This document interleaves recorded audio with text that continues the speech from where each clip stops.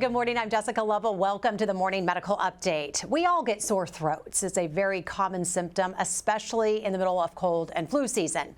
But the woman we're meeting today says her sore throat did not go away. And in hindsight, that was the key warning sign that cancer was growing in her throat. Today, we are learning more about head and neck cancers, and we're going to ask how to tell the difference between a simple sore throat and a symptom of cancer. And we'll hear what it's like learning how to swallow again while healing from cancer treatment. But first, let's get to our morning rounds.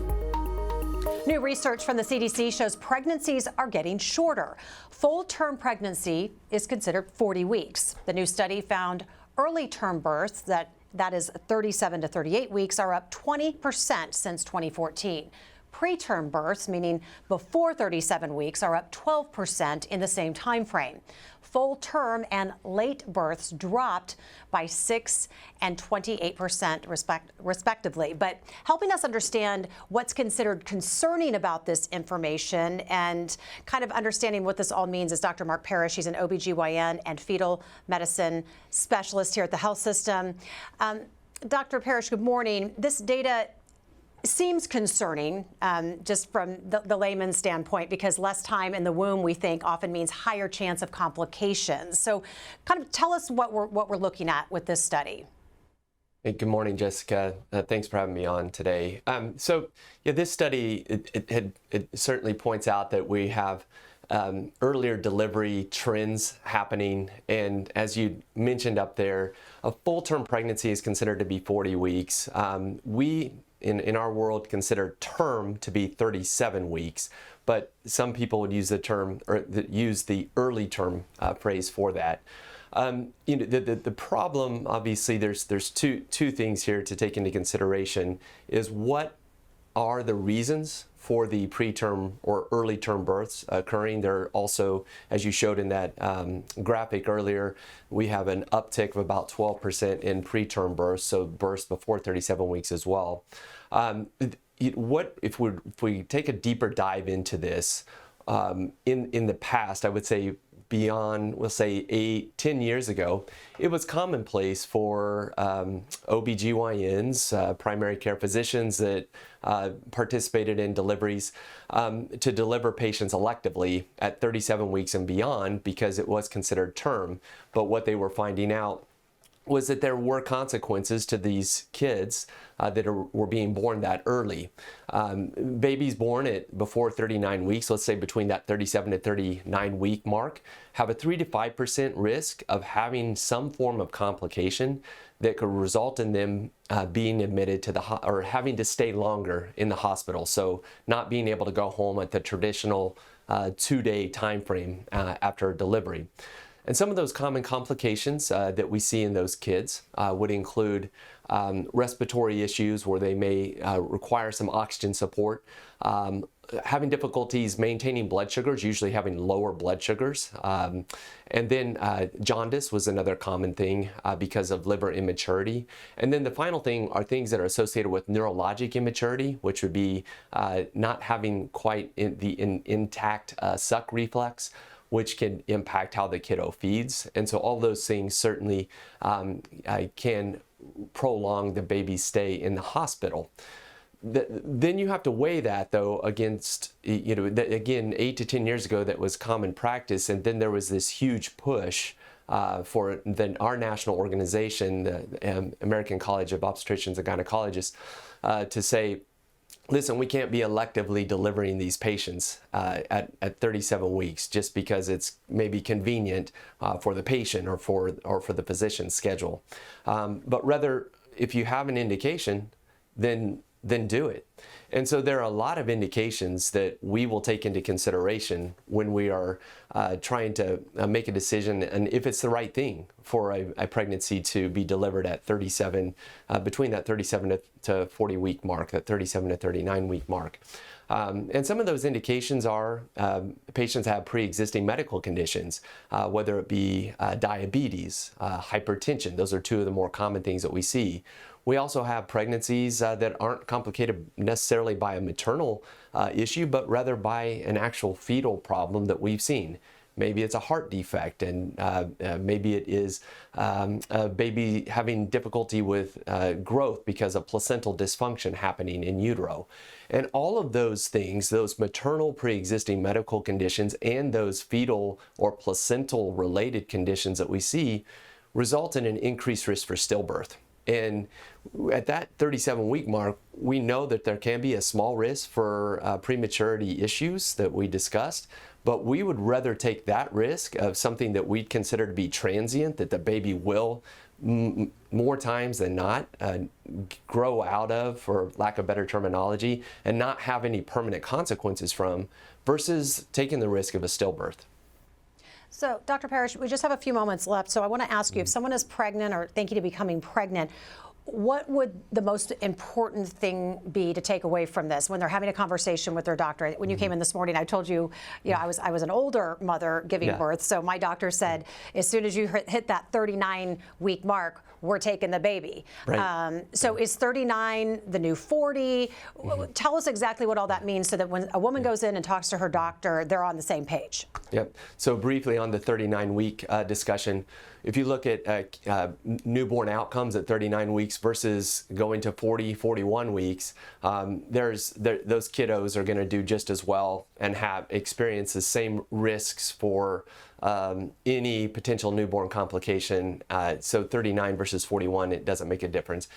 We start looking then at, like you said, advanced maternal age or other conditions, and we know that those can be associated with increased risk for stillbirth. So again, more benefit than risk to deliver at 39 weeks mark. What would be important for expecting mothers to consider, or patients that are thinking of becoming pregnant and want to ensure the healthiest pregnancy outcome and trying to get to that 39+ week mark in the pregnancy, is having that conversation with their primary care physician or an OBGYN, just to do a quick overview of what their health history is, what medications they may be requiring.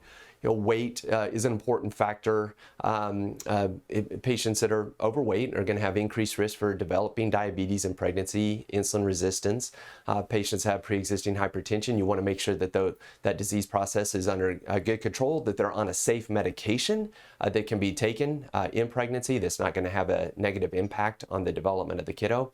So just having that conversation, making sure that there's nothing that they need to change in their lifestyle or medication regimen that could have a negative impact on their pregnancy outcome. Dr. Parish, it's always great to have you here to help us understand and better explain all this high-level stuff. Yeah. Good to see you. Thank you, Jessica. Have a great day. Thanks. You too. Well, when is a sore throat more than a sore throat? Here with us in studio is Terry Poole. She's a cancer survivor who had a persistent sore throat that just never went away. We are also joined by Dr. Andre Burr. Dr. Burr is a head and neck surgeon as well as the director of robotic and minimally invasive head and neck surgery here at the University of Kansas Health System. Good morning to you both. Good morning. Thank you for the opportunity to be here this morning. Well, and thank you both. And Terry, just ahead of time, thanks for sharing your story. What is it like to be reunited with Dr. Burr? I know he's a pretty special guy in your mind. He is. I just feel so grateful. KU and Dr. Burr restored my hope. I was in a very fearful position when I came here, and I'm thankful, and it's all been a wonderful answer to prayer. Well, good. We want to hear more about your story here in just a moment. But Dr. Burr, we want your help in just really understanding head and neck cancers overall. What parts of the head and neck are we talking about? Sure. So as head and neck surgeons, we treat tumors, diseases of really every part of the head and neck except the eye and the brain. So this includes the mouth, the throat, the larynx or voice box, as well as the salivary glands. And we often are involved in treating advanced skin cancers. So how is oral cancer different from head and neck cancer? I think they often get lumped into the same spot, but help us differentiate. Yeah, oral cancer, mouth cancer, is a subset of head and neck cancer. So it's a type of head and neck cancer, but head and neck cancer is a much broader term. So Terry, you learned you had cancer in 2021. Yes. But you told us that you had been feeling symptoms for quite a while before that time. What kind of symptoms were you feeling? I felt tired all the time, and I had a persistent sore throat that never went away, and I had taken antibiotics many times, and it just didn't go away. And my right tonsil was actually 3 times the size of my left tonsil. And did you feel that? But can you feel it? Did you? I mean, just once you went to the doctor, you knew that, but you knew that your tonsils were. Oh yeah, I could open tell. my mouth and see it. Yeah. Yeah. So does that sound pretty typical, Dr. Burr? Just these types of symptoms? And let's be honest, this time of year we're all coughing Right. and hacking, and we feel kind of the persistent sore throat all the time. Yeah, so Terry's presenting symptoms are actually unusual. So for the type of cancer that Terry had, the more typical and more common way of presenting is actually with a lump in the neck. And what that represents is a lymph node metastasis, or spread of the cancer from the throat into one of the lymph nodes in the neck. But certainly, in differentiating these types of symptoms, sore throat from the common upper respiratory infection can be very difficult, because these symptoms are what we refer to as nonspecific. They don't really tell you exactly what the cause is. But in Terry's case, where even after antibiotics, the sore throat persisted, it didn't go away, she did the right thing in going to seek a medical opinion. So when did you, this goes on and on and on, when did you decide to go see a doctor? Well, this was actually about 3 years ago now. I had a tonsillectomy. I went to a facility that was close to my house. So not us, you were somewhere else before us, okay. Which was unfortunate. And I knew that on the one side I had the huge tonsil, and I asked the doctor, an ENT surgeon, is this unusual? I mean, do you think I have cancer? This doesn't seem right. And he said, no, you just need a tonsillectomy. I did not get a CT scan, no prior test before the surgery. They just removed my tonsils, and then found out 3 weeks later that I did have cancer. And then, they make you kind of fearful and send you to another cancer center, and they say, well, you're going to have radiation and chemo, and that's just the way it is, sorry. And I said to myself, this does not seem right. And my husband is a cancer survivor also, so we did a lot of research and found out about radical tonsillectomy. And so that seemed to be the way to go. But I understand you had a surgery that wasn't necessary. No, and my age, a tonsillectomy is pretty bad. But Dr. Burr, what I like is that, and maybe it's because her husband had a cancer, so she was on high alert, but she was asking the right questions. Are you sure this isn't cancer? Are you sure there isn't more we need to look at? And then somebody says, no. This kind of brings up the whole reason we talk so much about the power of a second opinion. Sometimes we send people for second opinions, and sometimes they come here, and that's how you found Dr. Burr. Yeah. When you met with Terry, was it clear to you what was going on? Yeah, but just to give a bit of background, overall head and neck cancers are not terribly common. We see them a lot here because this is the major academic center for the region. But overall, the average ENT or provider in the community within Kansas or Missouri is not going to see a lot of these. And so it's not surprising to me, the experience that Terry had. But yeah, once I saw Terry and we had the pathology available, we had gotten her a CT scan to continue to what we call stage her cancer. It was pretty clear that she needed additional treatment. And so when I saw her, we reviewed the options of surgery, which she ultimately elected for, versus radiation therapy. When you first met with Dr. Burr, were you restored in your hope? Yes. Did you feel like I'm where I'm supposed to be? Yeah, I just Dr. Burr and then his assistant Michelle really brought me back to hope. Got you back. Okay, so then what was the treatment plan? So based on what I saw, she'd had her tonsil removed. She didn't appear to have any lymph nodes involved, and so I thought she was an excellent candidate for what's called transoral robotic surgery, which is a minimally invasive approach to treat these types of cancers of the tonsil and the base of tongue. So that was my next question. You can't use this robotic surgery on everyone, but in this case you could. Correct. In select patients with these types of cancers, and primarily for HPV-related cancers like Terry's. And no chemo or radiation? That's right. And what does that ultimately mean? So ultimately, that means better outcomes, better quality of life. Absolutely. In terms of the side effects of head and neck radiation, particularly for these types of cancers, they can be quite severe. Why are they rare? You mentioned rare. So what should we know about that as far as being able to detect or know when to go see a doctor? So the biggest red flags, like Terry said, her persistent sore throat that just wouldn't go away. For oropharyngeal cancers, as I said earlier, the more common presenting symptom is a neck mass, and so a painless neck mass is a red flag, and that's something that should always concern viewers for a cancer. And then for oral cancers, actually the most common, or mouth cancers, the most common way that those present is with a lesion in the mouth, and so oftentimes it's not the patient but their dentist who detects an oral cancer. Interesting. Yeah, that you would think that they would do. Do we find that dentists find Absolutely. these cancers? They're kind of the first line of defense often. That's right. Getting down in there. Terry, you had to learn to swallow again? Yes. And you actually had a therapist who helped with this? What was that like? It was amazing. I had a feeding tube for, I think it was like 6 weeks. And I had to, when you get out of surgery for 2 weeks, you can't have anything by mouth. And then you start with a half a teaspoon of water, and you learn how to swallow that. And these therapists are amazing. They give you the exercises. I saw Dr. Burr and Emma, I think it was Emma. And, they were just so encouraging. And I learned how to do these exercises, and now I can pretty much eat anything. It's just amazing. Well, when I hear feeding tube, this does not sit well with you because you're kind of a self-proclaimed foodie. Right. And one of the goals for you was you wanted to eat a very fancy, expensive, over-the-top meal, champagne and all, in one of the most famous restaurants in California. And you did do that. I did. So tell us how you got to that goal. I know sticking with your therapy, but what did it mean to you to sit there and be able to do what you love doing, which is eat great food? Well, we had a toast with champagne, and I thought of Dr. Burr because he said, after I came back, he said, "Did you get bubbles up your nose?" And I said, "No." But we toasted that, I was able to do this. I didn't know, you just don't know how long it's going to take or... And there you are doing it. There I am doing it. And you shared some other photos with you and your husband. Just how instrumental has he been through this whole process? I mean, we talk about the patient, but the support is so important. He was amazing. It was tough, And he did things like he put pots of flowers out on our patio. He pulled up bird watching shows on TV that I could watch, and because it takes a while with the feeding tube. You're sitting there holding this tube up, and it's kind of just a process where it drips down, and so it gets a little discouraging, but well, he sounds like a keeper. He is. I think so. He's my angel.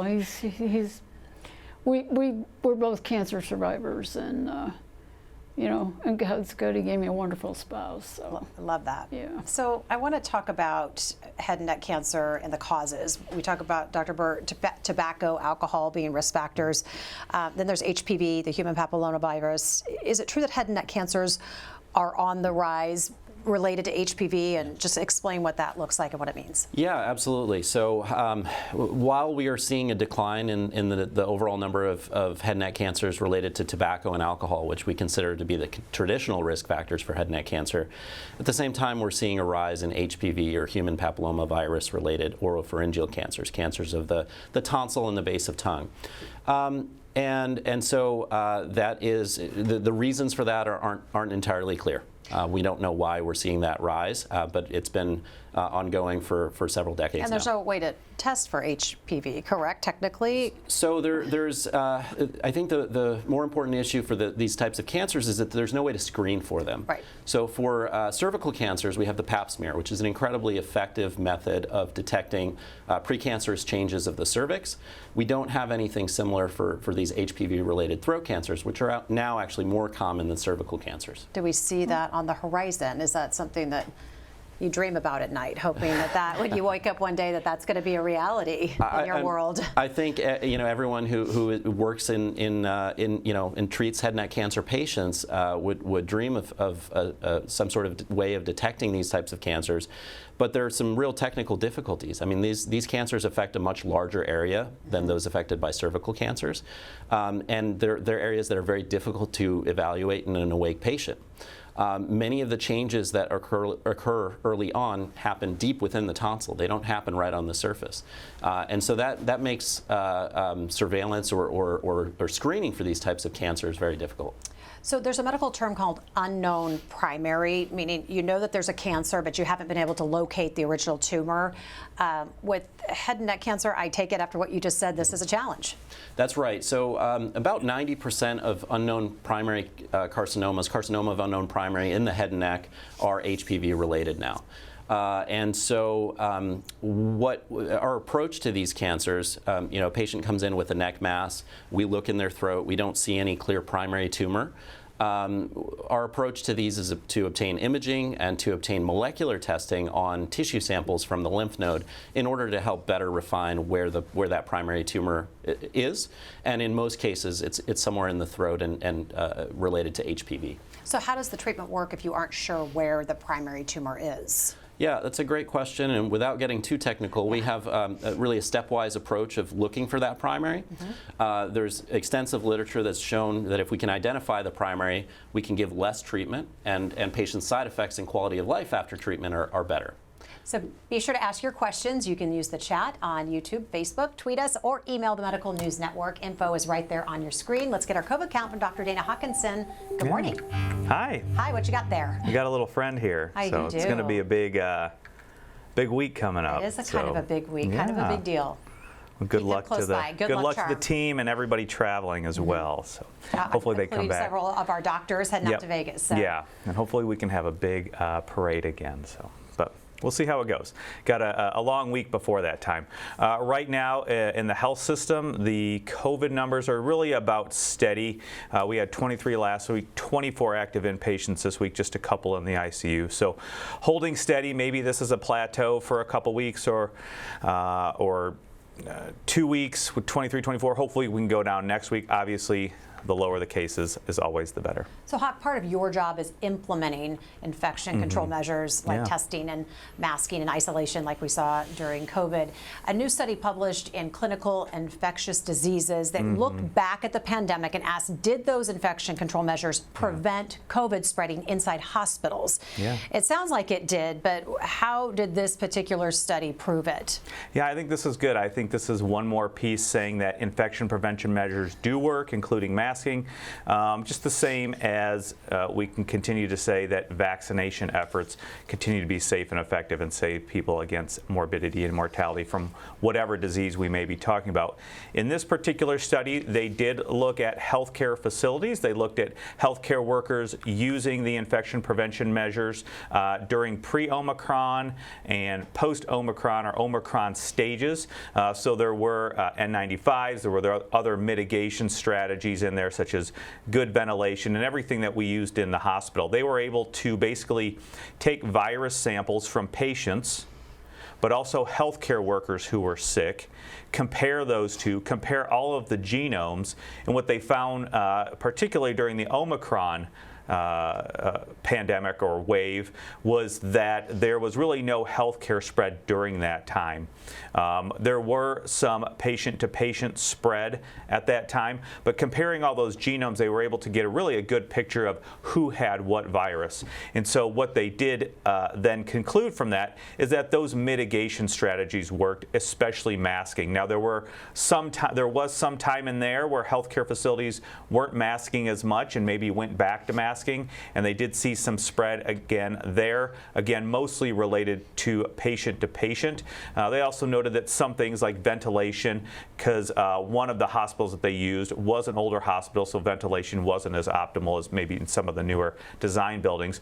But overall, their conclusion was that yes, those mitigation strategies that we used in infection prevention, including masking, hand hygiene, the gowns, did actually help to prevent spread to and from healthcare workers, to and from patients. What do you know? Everything you told us to do worked. You know, it's working. I'm glad we have the the black and white evidence, the peer-reviewed evidence to help show and support that. We know there is still a lot of misinformation out there, both about masking, about vaccines, about hand hygiene, what have you, but we know now this is one more piece, again, to support the use of infection prevention measures. Huck, I want to bring you into our conversation today because I think it goes without saying, you and I both as parents who have had our kids vaccinated for the HPV vaccine, that we really want, and you want parents to hear this conversation and make sure that they are getting their kids vaccinated for HPV. Tell us more, and what's your message to folks? Yeah, I think it's so important. You know, these vaccines are so important.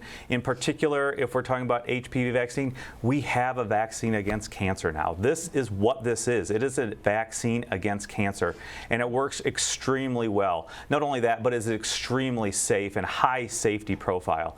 And if it's used in the correct setting, again, in the recommendations, the younger the people get it, the better, because at that point they have less chance of being exposed to those viruses, where you can have that immunity help protect you against the virus disease, but then also eventually against cancer. And so I think it is vitally important. We know that Missouri and Kansas vaccination rates with HPV vaccine are very low. So it is vitally important that if you do have children, to take them to their primary care doctors, to their pediatricians, get those recommended vaccines, especially the HPV vaccine. Again, just remember to yourself, it is a vaccine that protects people against cancer. It is a cancer vaccine. Enough said. Yeah. Huck, thank you so much. Let's get to some questions and comments from our viewers. First comments from one of our viewers, Judy. She said she recently recommended a friend to KU for a second opinion. They had previously been at MD Anderson, so we always appreciate a good referral, right? Absolutely. And just again, reminding people that second opinions, never be afraid to ask, That's right? That's right. Isabel wants to know, does Terry's throat feel different to her, or does it feel the same as before? Can you describe that? Well, my throat feels pretty much the same. I need a lot of water sometimes to get food down. Mainly, I have to think more. You know, swallowing is kind of unconscious until you have a surgery or something like that. So, you know, I just have to think about it more, and honestly, I appreciate the ability to swallow more. Yeah, it's the little things in life, Yeah. right? Cindy wants to know, does it make sense to have tonsils removed just to prevent getting a cancer in that area? Yeah, it's a good question. No, the answer is no. You know, that when you kind of think about it at a population level, that means a lot of tonsillectomies, a lot of surgery, and surgery has risks. And in fact, the risk of anesthesia and tonsillectomy, although it's quite low, is still quite a bit higher than the risk of developing these types of rare cancers. You know, I do want to highlight Dr. Hawkinson's point about the importance of vaccination. Right. These cancers would go away if there were universal vaccination. We wouldn't, you know, we wouldn't have patients like Terry suffering from the consequences of treatment for these types of cancers if vaccination rates were higher. Well, and just you sharing your story today, Terry, is exactly why you're just an example of why parents should be doing that. What are your thoughts and feelings about the idea that we have a vaccine so that some kid sitting there today, some teenager doesn't have to go through what you're going through? Well, I'm just thanking God that we have that now, you know, and if they can avoid the suffering and you know, just not have to deal with that, you know, that's such a amazing thing. It really is. And one of the first things I did when I found out I had the cancer is I went to my church and I talked to the youth pastor and I said, make sure that kids know about the vaccine and the parents, you know, so that they can avoid this. It's amazing that we actually have a cancer vaccine. Well, there is the perfect blend of faith and science that we talk about when it comes to medicine. Right. So, last quick question. Will wants to know, can safe sex prevent HPV-related head and neck cancers? So yes, you know, if there is no contact, you know, between people during sex, then certainly that would prevent spread of HPV. But you know, that's not a plan for eradicating these types of tumors, especially when we have a vaccine available. Not a realistic route. Right. Let's get people vaccinated. That's right. Let's also get our takeaways today. Dr. Burr, what do you want people to take away from this conversation? So I think there are a few things. I think if something doesn't feel right, I think Terry's a testimony to that if something doesn't feel right, get a second opinion. Right. I think that if you know, one of the key takeaways from my standpoint is if you have a lump in your neck and it's painless and it's not going away, go get it checked out. Come find you. That's right. All right. Terry, what's the biggest takeaway from your story? Just so thankful that, I got back to hope through coming here to KU, and, thanking God for all the prayers and all the people who were pulling for me, and just keep the faith, take care of yourself, exercise, eat right, and be your own health advocate.